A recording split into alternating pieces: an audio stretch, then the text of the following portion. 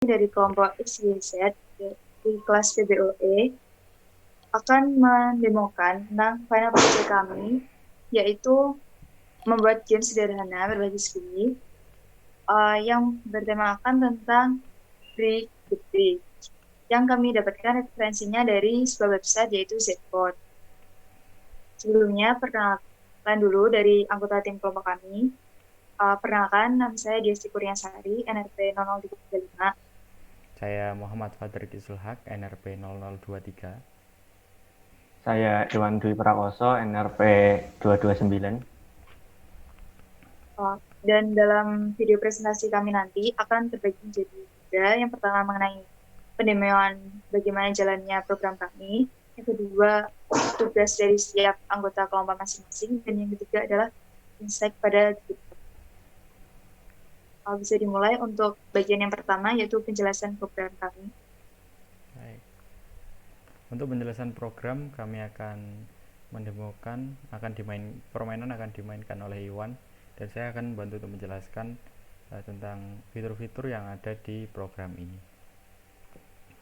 Nah, untuk pertama, kita pada game, jika kita membuka game, akan langsung ditampilkan yang namanya menu panel. Di sini ada beberapa tampilan. Yang pertama ada logo di paling atas yang berupa gambar, lalu ada base score yang berupa menampilkan skor tertinggi dari semua permainan yang telah dimainkan, lalu ada play button di mana jika akan diklik akan menampilkan pilihan-pilihan untuk memainkan game, lalu ada reset score untuk mengatur skor kembali menjadi 0, lalu ada kredit yang akan menampilkan kredit dari game ini, lalu ada tombol exit untuk keluar dari game. Yang pertama kita mungkin bisa mencoba untuk menampilkan kredit. Nah, di sini jelaskan bahwa ada tampilan gambar kredit, keterangan tentang aplikasi ini dan pembuatnya, serta sumber ide dari pembuatan game ini. Selanjutnya di bawah kredit ada tombol main menu untuk kembali lagi ke menu panel yang sebelumnya. Nah, setelah itu mungkin kita coba untuk bermain. Nah, setelah tombol play ditekan akan muncul pilihan map. Pilihan map di sini ada 3, yakni desert, town, dan forest. Map ini akan menampilkan bentuk-bentuk susunan brick yang berbeda. Mungkin kita coba dulu dari map desert yang paling sederhana. Nah, ketika kita memilih map, salah satu map akan muncul pilihan beberapa level atau tingkat kesulitan. Ada easy, medium, dan hard. Selain itu juga ada pilihan untuk kembali ke main menu. Lalu kita coba easy atau medium. Oke. Jadi tingkat kesulitan dari game yang kita pilih tadi itu didasarkan pada tingkat kecepatan bola bergerak. Jadi semakin tinggi tingkat level yang kita pilih, kecepatan bola akan semakin cepat. Begitu pula sebaliknya, jika semakin mudah level yang kita pilih, maka kecepatan bola akan semakin lambat dan akan lebih mudah untuk menangkap bola menggunakan pedal. Nah, selanjutnya ada susunan brick. Seperti yang saya katakan tadi bahwa setiap map akan memiliki susunan brick yang berbeda. Di sini di map desert disusun brick secara sederhana, yakni ada 4 brick berbeda, 3 brick berbeda pada setiap baris. Pada setiap brick ini, setiap warna brick ini memiliki makna yang berbeda. Jadi untuk brick kuning memiliki tingkat bobot yang sedangkan brick yang merah putih memiliki tingkat bobot yang rendah dan brick merah memiliki tingkat bobot yang paling tinggi. Jadi itu bobot itu akan menentukan bagaimana brick itu akan dapat dihancurkan. Misal untuk brick yang memiliki bobot rendah, dalam sekali pukul bola akan bisa langsung hancur. Begitu juga sebaliknya. Selain itu juga ada hadiah. Jadi seperti yang sedang dimainkan Iwan ini, bola menjadi 2 karena Iwan tadi sudah mendapatkan hadiah berupa mini ball. Jadi bola akan menjadi banyak ketika kita mendapatkan hadiah tersebut. Selain itu juga ada bola hitam, yang ini adalah bola berat. Jadi ketika kita menggunakan bola itu, semua semua brick akan dapat hancur dalam sekali pukulan. Ya. Selanjutnya untuk tentang hadiah tadi, hadiah dapat diperoleh dari random brick. Jadi posisi hadiah kita acak sehingga pemain tidak bisa menebak lokasi hadiah tersebut. Nah, seperti itu. Ada hadiah yang harus bisa diperoleh Iwan, yaitu ada bola bergambar bola 3, itu adalah mini ball, dan ada bola yang berwarna hitam, itu adalah big ball. Selain itu kita juga ditampilkan di atas panel itu ada skor. Nah, skor di sini ditampilkan sesuai dengan jumlah bola menabrak brick. Jadi berapa kali bola menabrak brick, itu skor ditampilkan. Di situ tertera bahwa skor 49, berarti kita sudah menabrak brick sebanyak 49 kali dengan bola kita. Nah, di sini rupanya Iwan sudah menyerah ya, karena tinggal satu brick itu sangat susah untuk menghancurkannya. Ketika kita kalah atau bola sudah menyentuh tanah, kita akan diarahkan ke game over panel. Di sini ditampilkan ada kata-kata you lose, try again. Nah, selain itu juga ditampilkan base score. Base score ada 57. Jadi 57 itu adalah permainan yang pernah kita mainkan sebelumnya, belum ada yang kembali mengalahkan. Lalu ada main menu, tombol main menu, kita akan diarahkan untuk kembali ke main menu. Pada map kedua ini ditampilkan susunan brick yang berbeda, ya, berbentuk seperti wajik.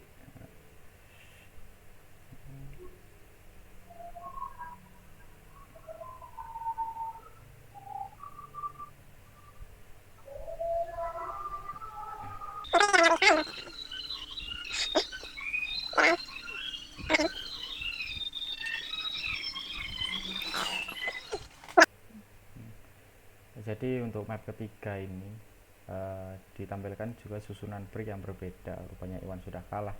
Jadi kita akan kembali ke main menu.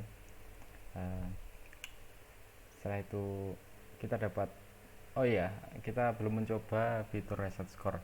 Kita bisa mencoba fitur itu. Coba Iwan tekan reset score, maka base score akan berubah menjadi 0. Nah, oke. Selanjutnya mungkin kita dapat cukupkan demo kali ini. Saya kembalikan kepada pembawa acara kita, Dias. Selanjutnya kita akan masuk ke sesi selanjutnya, yaitu mengenai penjelasan tugas dari tiap-tiap anggota kelompoknya. Nah, yang pertama dimulai dari saya. Tugas saya yang pertama yaitu membuat kelas diagram. Nah, di program kita itu ada package, 4 package untuk kode program dan 1 package untuk sound, yaitu berisi tentang lagu yang akan digunakan dalam penjalanan programnya. Ini suara. Nah, 4 package itu terdiri 4 package line sound terdiri dari, yang pertama ada util, yang terdiri dari interface dan juga enumeration.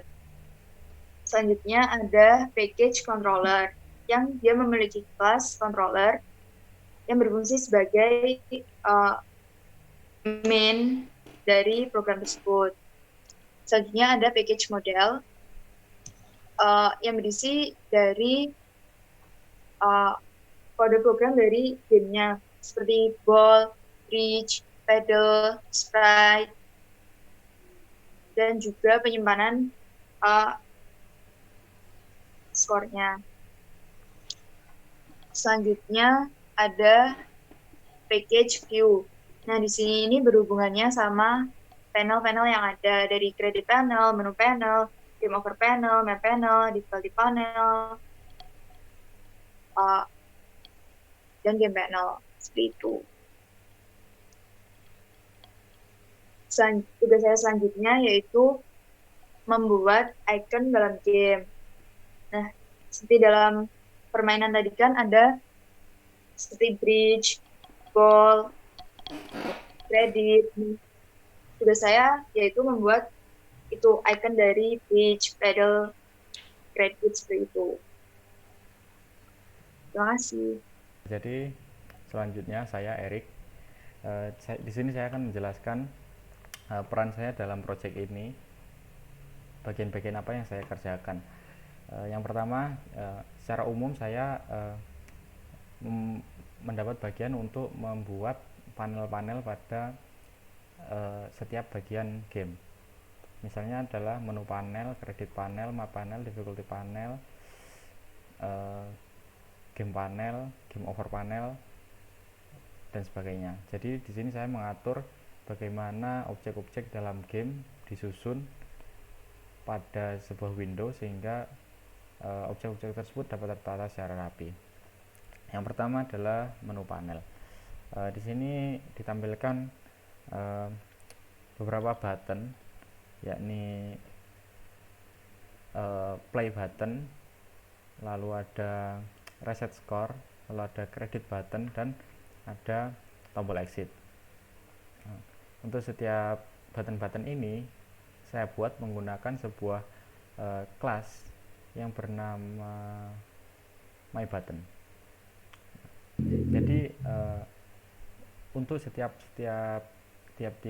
button yang ada pada menu panel, saya buat menggunakan myButton, kelas myButton. Di sini kelas myButton menggunakan extends jpanel.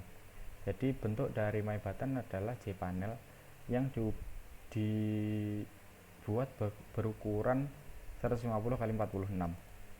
Pada button ini juga diatur berupa hover atau tampilan button akan berubah jika didekati oleh mouse. Nah, tampilan ini dihandle oleh event handle, yakni mouse handle. Nah, lalu kita kembali ke menu panel. Selanjutnya pada menu panel ada yang namanya credit panel. Nah, di sini credit panel hampir sama dengan menu panel.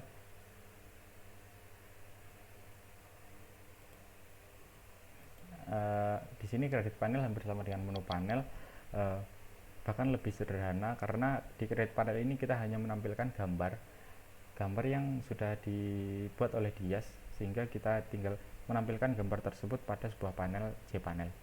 Selanjutnya adalah map panel. Di sini pada map panel ini ketika kita memencet tombol play, tampilan game akan mengarah ke map panel. Pada map panel ini kita terdiri dari 3 buah button. Button di sini tidak sama dengan button yang sebelumnya karena kita memiliki gambar dalam button tersebut. Jadi pada button map kali ini kita menggunakan kelas image button. Nah, pada kelas image button ini kita sama menggunakan extend jpanel. Lalu untuk button tersebut kita tambahkan gambar sehingga menjadi lebih menarik. Untuk selain itu hampir sama dengan kelas myButton. Lalu selanjutnya ada difficulty panel. Ketika kita selesai memilih map yang kita inginkan, kita akan diarahkan oleh game menuju difficulty panel. Pada difficulty panel susunannya hampir sama dengan panel-panel lain. Kita hanya menambahkan unsur-unsur objek game lain, yakni button easy, button medium, button hard, dan button untuk kembali ke menu. Nah, untuk selanjutnya game panel. Di sini saya hanya menyusun program yang sebelumnya sudah dibuat untuk dapat ditampilkan ke dalam struktur kelas yang lebih rapi, yakni game panel. Selanjutnya di sini saya juga membuat fitur high score. di mana kita menyimpan skor dalam bentuk objek dengan menggunakan serializable. Di sini saya menyimpan data dalam bentuk kelas data. Kelas datanya sebagai berikut. Lalu untuk membaca data tersebut saya menggunakan kelas read.io. Lalu dapat menyimpan objek ke dalam file saya menggunakan kelas grid.io.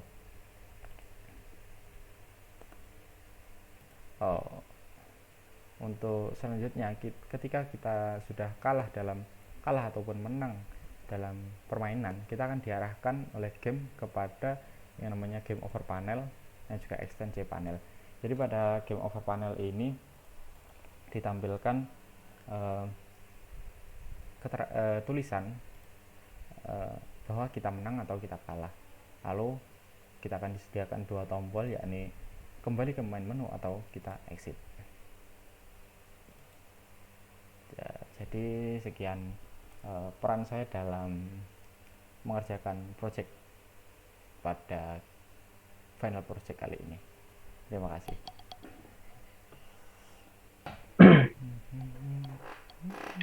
Ya, untuk selanjutnya adalah saya ingin menjelaskan bagaimana peran saya dalam proyek ini. Ya, sebelumnya saya ingin menjelaskan dulu gambaran dari program yang sudah kami referensi, yaitu dari Z-Code. Program dari Z-Code itu menampilkan game hanya pada panel gamenya saja, dan fitur-fitur yang ada masih terbatas. Nah, untuk bola dan juga brick itu belum ada bobot. Jadi salah satu fitur utama yang saya kerjakan adalah menambahkan bobot pada bola dan juga brick.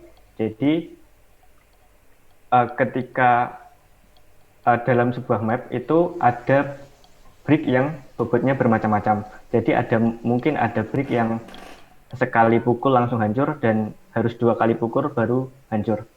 Nah, fitur ini dapat dikembangkan lagi menjadi fitur hadiah yang juga saya kerjakan. Jadi ketika brick secara random itu dihancurkan oleh user itu bisa mendapatkan hadiah yang terdiri dari 2 macam, yaitu many ball, bola user bisa bertambah menjadi 3 bola sekaligus, dan juga ada big ball. Big ball ini berarti bola user itu memiliki, tadi kan bola user memiliki berat. Ketika user mendapatkan big ball, bolanya akan berubah menjadi bola besar yang memiliki berat yang lebih besar juga. Itulah salah satu fitur yang saya kerjakan di proyek ini. Nah, untuk selanjutnya, jika program dari Z-Code itu hanya menampilkan panel untuk bermain game saja, dibandingkan dengan program dari kami menambahkan fitur berupa banyak panel-panel seperti panel menu, panel kesulitan. Jadi kami memutuskan untuk mencari referensi lain untuk ditiru struktur kodenya. Nah, kami menggunakan konsep MVC, yaitu model, view, dan controller. Jadi model di sini dalam package model seperti yang sudah dijelaskan di tadi, yaitu mengurus masalah data-data yang diperlukan dalam game. Nah, untuk controller ini mengurus bagaimana interaksi antara model dan juga view. Jadi dalam controller ini kelasnya mengurusi bagaimana ketika ada input, itu program harus merespon seperti apa. Nah, selanjutnya yang saya kerjakan adalah dalam view ini. View di sini adalah kelas utama dari package view yang menghubungkan package ini dengan package model dan juga controller. Jadi seperti itulah secara umum yang saya kerjakan adalah fitur bobot dan juga hadiah. Dan selanjutnya adalah saya mengubah struktur kode menjadi konsep MVC dan saya memikirkan bagaimana interaksi antara package-package dan juga antar kelas yang ada. Terima kasih. Selanjutnya kita masuk ke bagian yang terakhir, yaitu kontribusi dari masing-masing kelompok, yaitu berupa komit dan juga kode programnya. Baik dari Frederick, Iwan, dan juga Yes. Nah, jadi komit yang paling banyak itu yaitu Frederick sekitar 84. Selanjutnya ada Iwan 29 dan terakhir adalah Yes 24 menit. Selanjutnya untuk kode programnya seperti itu. Yang paling banyak ada Yes karena di sini tugasnya itu membuat kelas diagram. Nah, jadi kan kalau kelas diagram banyak Line. baris seperti itu. Dan jika dikonversikan ke dalam persentase keseluruhan, baik komit maupun kode program, hasilnya adalah seperti ini.